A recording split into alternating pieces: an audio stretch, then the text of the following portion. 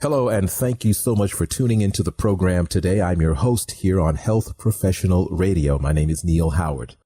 Our guest is Gary Ho. Now, Gary is a 46-year-old father from Austin, Texas, who experienced some pain in his ankles and feet for well over 10 years before he was finally diagnosed with chronic uncontrolled gout. And he joins us today to talk about that diagnosis and to talk about some medication that has given him a great deal of relief. Welcome to Health Professional Radio, Gary Ho. Thank you. Thank you for having me. Just one correction, I'm actually 48 now. A little bit older. Okay. Okay. But yeah, I've been living with gout since my early 20s, honestly. So it's been a long journey. Really good journey, though. The early 20s? I mean, this is, I understand it's like the most common form of arthritis.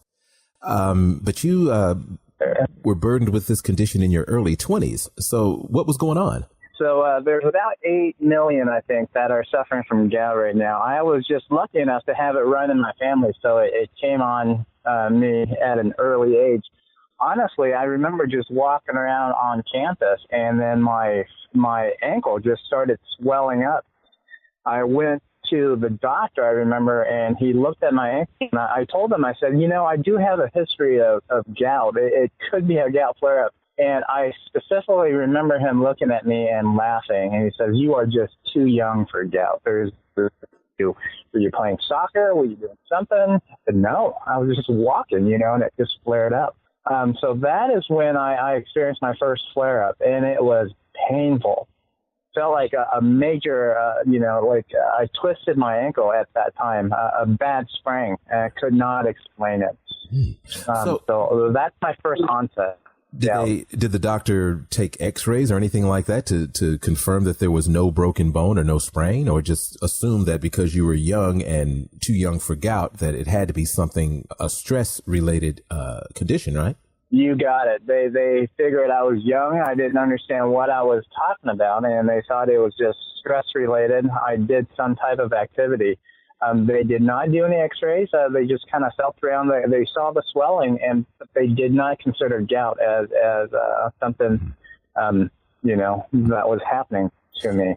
Was this so I lived with that condition for many years. Had you been misdiagnosed? I mean, after that, did you continue to be misdiagnosed? I did for a while. And honestly, I didn't know what it was. I kind of left it to the medical professionals to tell me what it was, but it was just, I was too young. And so at that early age when I was living with gout, I didn't take it seriously. My medical professional, my specialist did not take me seriously when I came in. So that disease was just kind of left there for many years, and it kind of blossomed into, over the years, what I've learned is that my uric acid level had been just over 6. So it was high and it was saturated. And over the years, it created crystals that would build up in my joints. And as I became older, the attacks became more frequent and more painful.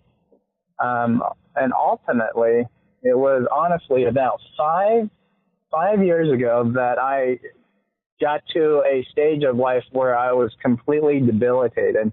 The attacks now were happening maybe once a month or so. It was pretty frequent.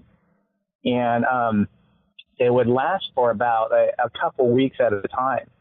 Yeah. So at that stage of life, I honestly had lost all hope. And I was just living in fear from one attack to another. So that was kind of my journey prior to taking control of gout. Obviously, it impacted your life greatly, but were you taking time off work for 2 weeks at a shot, or were you able to maintain employment with these severe attacks of this chronic uncontrolled gout happening so frequently? Yeah, so I can actually feel an attack coming on. There's triggers. I would eat certain foods, and then I can feel the gout coming on. Or sometimes I would maybe bump my ankle, and that bump would trigger an attack. It's kind of weird, but when I sense it coming on, I just know. It comes on, it takes over your life. It affected my work. You can't walk around. When I would try and walk around, I'm hobbling around. I would just limp around in pain. It affected my daily quality of life, absolutely. And the worst, honestly, was at night when you're just laying in bed. The pain throbs. Unless you actually have gout, you don't understand the pain. The pain is horrendous. I almost describe it as there's like someone living inside your body with a pitchfork. Mm. And when the attack comes on, they're just stabbing at your joint, and it's relentless. So it's very debilitating. Well, you're here with us today to talk about what it was that happened for you to give you some greatly long overdue relief. Yeah, that's a great story. I was able to meet a rheumatologist about 5 years ago. His name is Dr. Parker here in Austin, Texas. Mm-hmm. He specializes in gout. And so we sat down and I told him my story, my journey. And, he didn't dismiss anything. He just took it in and he really listened to what I was going through. And slowly we developed a game plan. I've come to understand that unless you take gout seriously, gout will control your life. So we either manage gout or gout manages us. So I've been educated and I've understood. So, he has a lot of tools in his toolbox. So we went through all the preventative medication. So when you're on gout, you're either, if you're being attacked, if you're not managing your gout, then you're going to do pain therapy. You're going to have to take pain medication. That's not a long-term solution. That's just masking, putting a Band-Aid over something that is happening to you. So he basically put a plan out for me and says, look, you're going to have to manage this disease. There are medications that you can take to try and bring your uric acid level down, Gary. It would be, for example, allopurinol. So he put me on some allopurinol. But my condition was so bad that the allopurinol did not bring my levels down enough. So then we switched over to Uloric. That's a newer medication that's out there. It's very effective for bringing the levels down. But even with Uloric alone, it was not able to bring my uric acid level down consistently. I think my level was in the high 9s or even 10s for years, and we have to get it down to or a 5, below 6 consistently for a while before your body is able to get rid of the flare-ups. But ultimately, I was able to go on this medication. It's an infusion that I went through.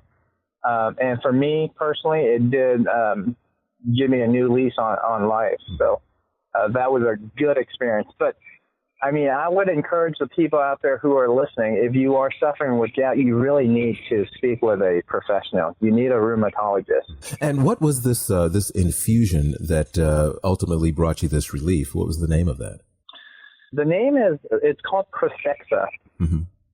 So, it has to be administered by a professional. So you need to speak with your rheumatologist to see if that is something that is an option for you.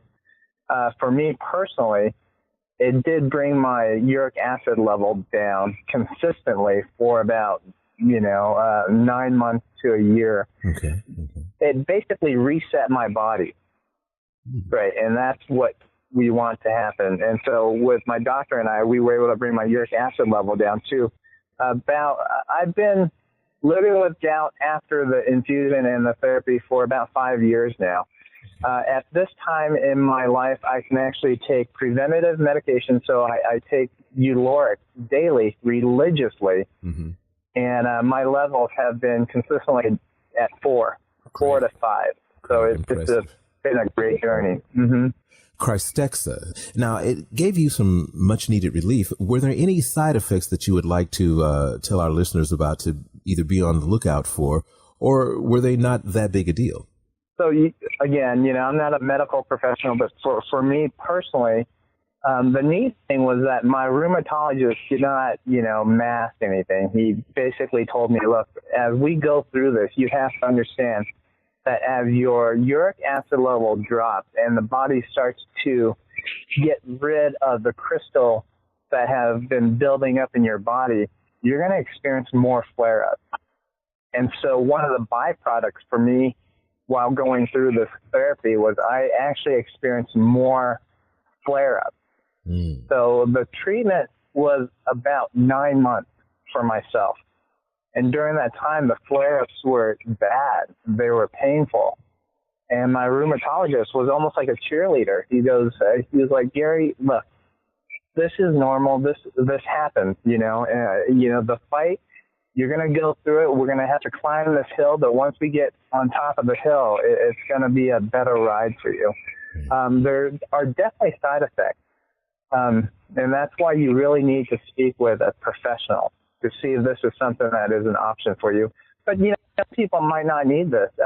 Preventative medication right now that we have are very effective. Now, where can we go and learn some more about KRYSTEXXA and chronic uncontrolled gout? So, there's a website. It's called KRYSTEXXA.com. You can actually go from KRYSTEXXA.com.